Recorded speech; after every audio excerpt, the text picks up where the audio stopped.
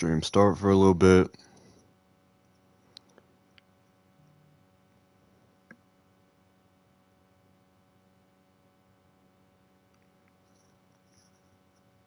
Alright, y'all.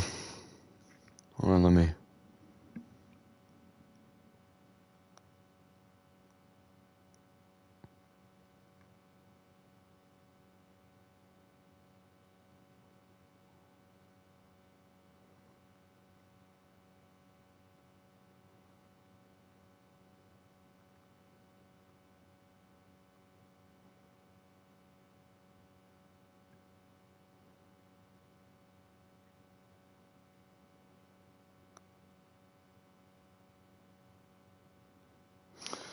Sorry, I was texting somebody back. So, the Warriors traded for Chris Paul. My initial thoughts about this, I'm surprised. You know, I was seeing in the news that I didn't even think the Warriors were in on Chris Paul. I don't even think that was meant to happen. It came out of the blue. But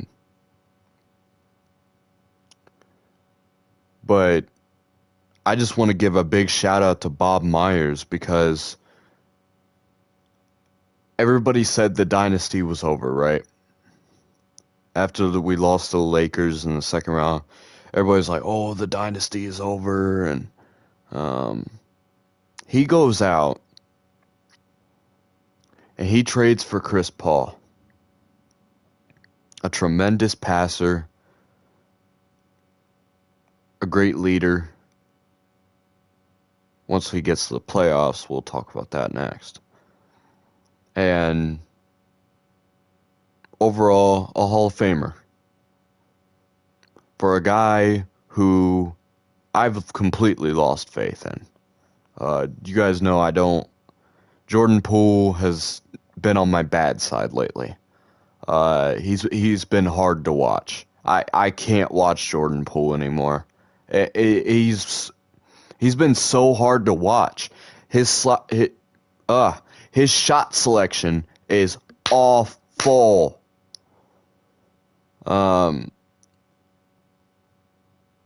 So, you know, we're getting a guy who's a veteran. It would have been nice if we could have gone out there and got Kristaps, but the Celtics got him, which is not a big deal. You know, and I said this, next year I'm going to really get back into the NBA. I'm going to start watching the games again. This past year I was slacking. You know, my second favorite team, the Heat, got to the finals, and I didn't even give a shit, you know. But I knew that was going to be over. I knew the Nuggets were going to take that. But that's just how much I was into the NBA this year. My second team, the Heat, got to the finals, and I didn't give a shit. So that tells you how much I was into the NBA this year. But next year, that's going to change. Next year, we're going to get right back into it. I'm going to watch the games. I'm going to pay attention. This year was not the year for me to watch the NBA. It just wasn't. You know, I didn't have the time, you know. But next year I'm going to make time, and I'm going to actually watch the games and pay attention. And so Chris Paul, where he fits in our starting lineup, I don't know. That's going to be interesting. The problem is I don't know where he exactly fits. I don't. Like, we're obviously going to have Curry at the point guard. I can't imagine Curry being a shooting guard, but I also can't imagine Chris Paul being a shooting guard. So, I don't like... I will say this. I don't like our small ball shit. I don't like it. Because it's getting to the point now where in the NBA, you need big men to win. And that's why I wish we need to go out and get a big man. You know, and James Wiseman was just not the guy. He's a bust, in my opinion. What did he even do for the Pistons? You know,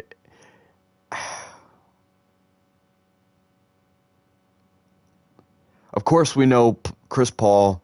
He has playoff experience. That is not what I'm worried about. He has playoff experience. This whole team still has playoff experience. It's just Chris Paul folds in big moments. He folds in big moments. He hasn't won a ring in his career. He's been in the league since what, 2005, 2006? He still hasn't won a ring. He's been to the finals once. He had a big three with the Clippers and couldn't get past the second round. So that will definitely be interesting to see. I want to see how Chris Paul fits in to the Warriors. We said this about KD. I remember when the Warriors got KD, everybody was like, oh, KD can't win in the playoffs. He can't win a ring. Because, KD was in the league since 2008 at that point. So KD, 2007, 2008. So this was 2016. So people are like, he's already been in the league 8 years, and he hasn't done nothing except go to the finals once. And that wasn't even really all him. He had Westbrook and Harden on his side, and they still lost. So everybody was like, oh, KD, he's going to be disappointing, But then there was also people who were saying the Warriors are just going to win it all, give them the trophy. So there was that narrative when KD came to Golden State. So we'll see how Chris Paul fares. I don't, he's getting old. That's another issue I have. And we're trading Jordan Poole, who's in his early 20s, for a guy who's like 37. That I'm kind of on the fence about, but I'm glad Jordan Poole's gone. He was so hard to watch last year. His shot selection was, like I said, awful. But Bob Myers is such a great GM. I literally, after this season, thought for sure, maybe our dynasty is over, Maybe it really is over, and maybe we should just call it a day. But, no, Bob Myers goes out and gets Chris Paul, but next I want a big man. Like I said, you need a big man to win in today's league. It's like we're going back to the 80s and 90s when you needed a big man to win. Even the early 2000s, you needed a big man to win. It wasn't until the mid-2000s when you started seeing T-Mac and Stephon Marbury and Jason Kidd and all Steve Nash and and then the early 2010s, like with the small ball. That's when you started seeing that become prevalent. So, and now you see who are the teams that go to the finals and win? Jokic this year for the Nuggets. Big man. Last year we won with our small ball lineup, but that's because also the Celtics aren't very tall. And then you had guys step up in that series. That's another thing we need next year. I feel like a lot of guys didn't step up this year like they did last year. Kuminga, one of those guys. And I think we're thinking about trading Kuminga. I hope if we trade Kuminga, it better be for a big man, Bob Myers. It better be for a big man. A center. We don't have a legitimate center. Draymond Green's going to be running the center. Yeah, he's a great defender. He's not tall enough to be a center, though. So, that's going to be a question next year. How much is Chris Paul going to add to the Warriors, and how how could this work? Because, like I said, this lineup, I don't know how you're going to fit him into there. Um, I can't see Chris Paul or Steph Curry being a shooting guard. I can't. And then what are you going to do? Put Klay Thompson at small forward? I just don't see that. So we'll see how that works. Either way, Klay Thompson's going to have to be a small forward. Um, which, whatever. I mean, uh, but the way I see it is I think the Warriors aren't going to shy away from having Curry at point guard. Curry's going to stay at point guard. Um, that's for sure. Curry will stay at point guard. Shooting guard will probably be Chris Paul.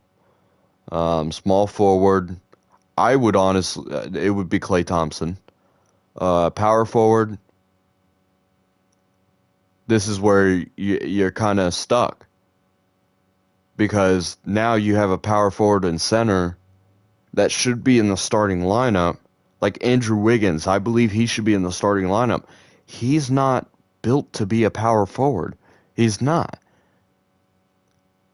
There's where the issue lies because I believe Wiggins should be in the starting lineup, but not at power forward or obviously center. So now you have to think like, okay, and yeah, I'd take Wiggins being the sixth man. I'd take him being the sixth man if you can go out there and get a power forward and a center. Draymond Green obviously could play power forward. Center is the issue. So that's my little thoughts on that. Chris Paul is now a Warrior. Like I said, I'm on the fence. I'm happy, but I'm also like kind of on the fence about it because I don't know where he could possibly fit in the lineup, and I don't know. We'll have to figure that out next year. But go out and get a big man, Bob Myers. You know, um, if we get a legitimate big man, I saw a tweet the other day that said the Warriors are another star away from being back in the finals. And what they meant by that is actually a star center. They're a star center away from being back in the finals. And yeah, I knew we were going to beat the Kings, but I knew we weren't going to get far. And I heard a lot of people, oh, the Kings are going to win and like all this. I'm like, we have more playoff experience than the Kings, and I was like, yeah, I mean, they got a good team, but is that really going to fare well against a team who has a ton of playoff experience? Against a team that hasn't been to the playoffs since, a long time.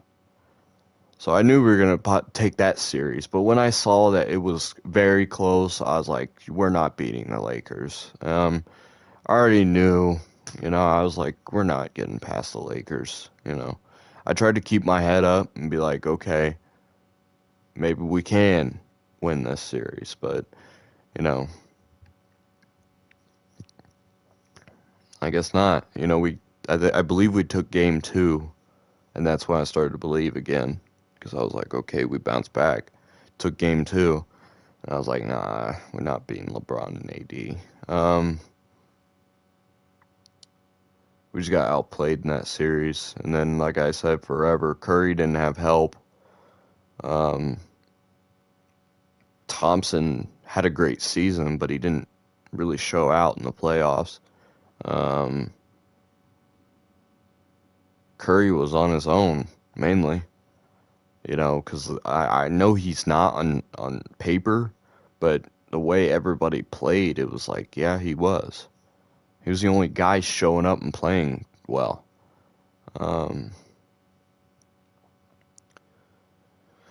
Anyways, that's enough of my rant.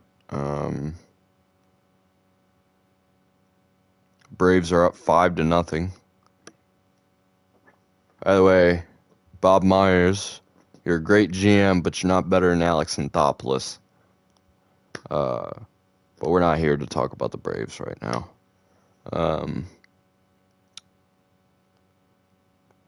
So yeah, and I'm excited. My sports teams I root for, bro. I have something to look forward to, bro, because Braves could win the World Series this year. Warriors just got Chris Paul. Falcons are on the uprise. I have something to look forward to. As a sports fan, in pro sports, college, Kentucky's going to be their normal, first, second round exits. I'm used to that at this point. Florida's going to have another 6-6 season. Ohio State's going to be 11-1, lose to Michigan. That's how it's going to go. That's how it goes every year in the 2020s.